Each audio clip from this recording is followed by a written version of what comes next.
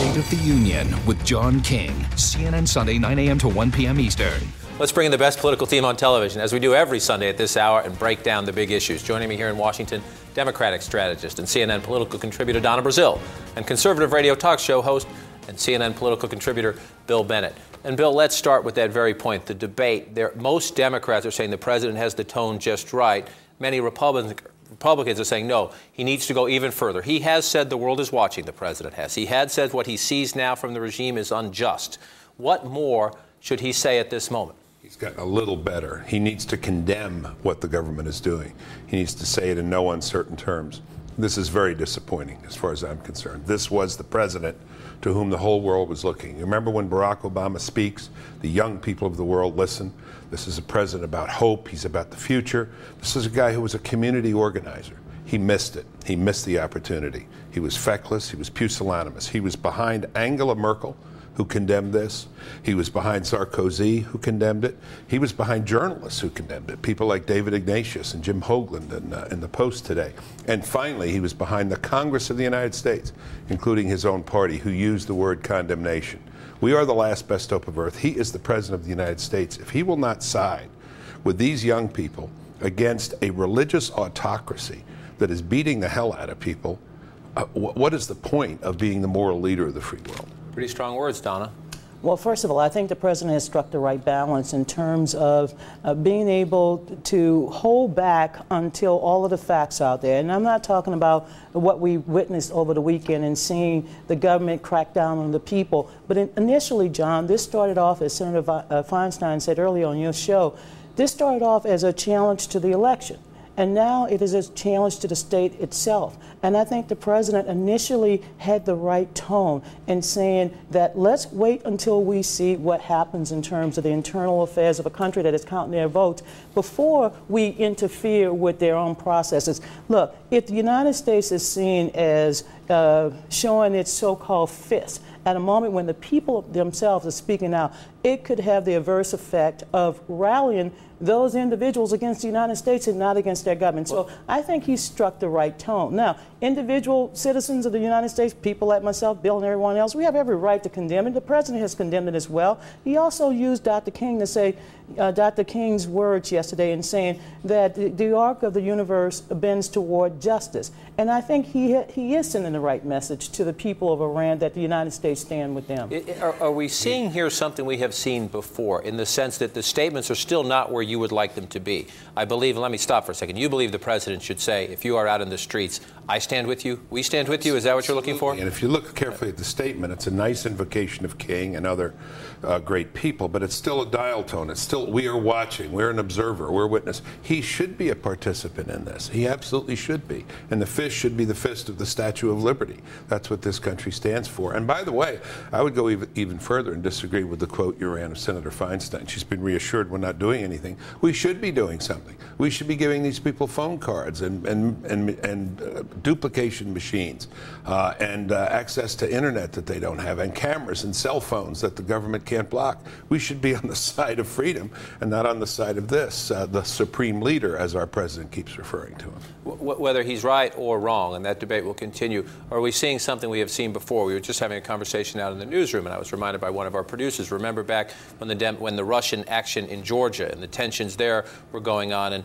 and Senator McCain, who's out this morning on one of the shows, was very critical from the beginning. Senator Obama was more cautious. And as developments unfolded, President Obama's rhetoric, then Senator Obama's rhetoric, did grow to be more strong. Are we seeing the same kind of thing where he is initially cautious and reserved, and then over time he moves? And if the answer is yes, as you say it is there anything wrong with that? Yes, there is, because we knew it, but the word besiege re-entered our vocabulary before the weekend. These are these armed thugs that the government employs. They were using them much earlier in the week. Yeah, you have to call the situation as you can see it. By the way, this argument that Chris Dodd is using, that we will be accused of meddling, we have been accused of meddling. We will be accused of meddling anyway. Britain's been accused of it. The other countries have been accused of it. At least then, if you're going to be accused of it, make it worthwhile and make it positive. The language, the last thing is, what is odd to me is all these people in the Democratic Party sounding like Pat Buchanan. You know, the isolationism. Stay out of it. It's their issue. Let's see how this situation evolves. Is it not clear who the good guys and who the bad guys are in this? You know, we can sound as tough as principled as the last administration. But the goal here, is to allow these people to continue their protest, not just of the election, which I still believe was very fraudulent given the information that we've learned, but also to give the administration enough wiggle room to also pursue their goals, which is to ensure that Iran does not continue their nuclear ambitions. And we have twin goals here, and I think the administration has really put aside this need to just come out and sort of increase the level of volatility in that situation, but rather in a very calm way, this president has inserted himself. One of the reasons administration officials say the cautious approach is the right approach is because this isn't just about the election. Iran is in a very volatile place in the world, and as you know, we've been trying to get them to scale back their nuclear program for some time. I was quite surprised this morning. We were having this conversation with our Senate guests who were in there earlier. Richard Lugar has been one of the leading voices on foreign policy in the Republican Party for quite some time. He is not as critical as many Republicans and as you are of the president. But I also put the question to him, what if Iran, out of this crisis, decides it needs to change the dynamic and it suddenly says we are ready for that high-level dialogue with the United States? Send over Secretary Clinton or tell us where to meet. We are ready to sit down. I was quite surprised when he answered. Yes, it's totally improbable, and the reason is that this regime now is under fire. This is not a stable regime in which two people suddenly sit down with the United States. They may not be able to impose their will. This is what this is all about in the streets. But in direct answer to your question, of course, we really have to get into the nuclear weapons. We have to get into terrorism of Iran in other areas in the Middle East.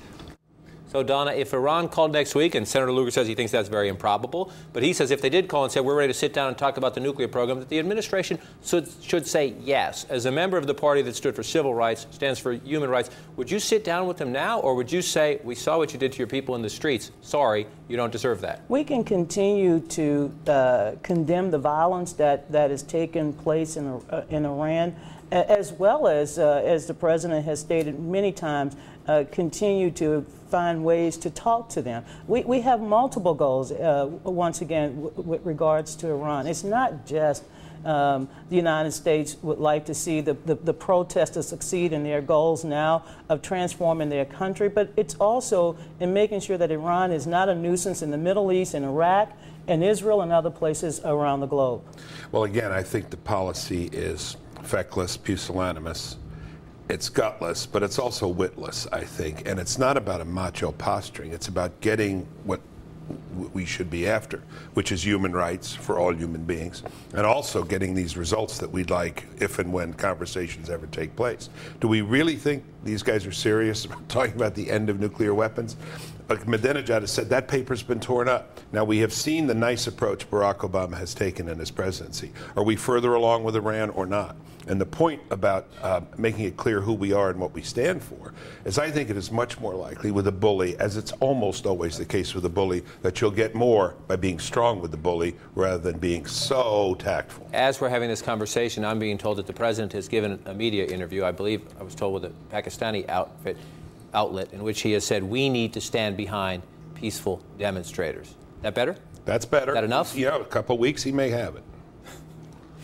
I disagree. I think the president approach, and most foreign policy leaders agree that he has taken the right approach. I mean, Henry Kissinger was another one who came out and said the president of the United States at this moment can condemn the violence, can support human rights, can support freedom. At the same time, we have to keep those diplomatic channels open. Diplomatic channels with Iran. I mean, fine. Before we move on to domestic issues, I want to talk about how we're learning about so much of this. There are so many restrictions on journalists in the country. It's not a free and open country to begin with. It's very hard to get in. You have to apply for a visa. When you get your visa, when it's over, they tend to ask you to leave. We have a correspondent on the ground there who can't report live for us today because he has to ask for permission before he can report, and he has been denied that permission. So we are Facebook, Twitter, videos posted on YouTube and other social networking sites. That's how we're learning about this culturally, having gone through the end of the Cold War and having watched the Soviet Union collapse and that turned up. What are we learning? How is it different this time? You know, I remember about 3 years ago someone saying that the great face of freedom, the great threat to tyrannies is not the 6'5" Marine coming over the hill. He's a pretty serious threat. but it's some guy in Stanford with eyeglasses working on the latest technology. It really is a threat to all these regimes, all this technology. Started with the computer, which the Russians did not, even though they had this educational success to some extent, they didn't want to give their kids computers in the old Soviet Union for fear that, you know, they would find out things they weren't supposed to. Technology is a great aid in the open society. You know, sunlight is the best disinfectant, and these things that I don't know how to use, some of them, I catch up. I'm always one step behind. Just when I learn BlackBerry, they go to Tweeter or Twitter. I'm with you. Yeah. Okay. No, this is clearly helping the organizers, the protesters communicate with one another at a time when the government is cracking down on the leadership, and this will not just revolutionize the situation in Iran, but all over the globe. When people are searching for freedom, they now know how to use the internet and other social tools, networking tools, to communicate with one another.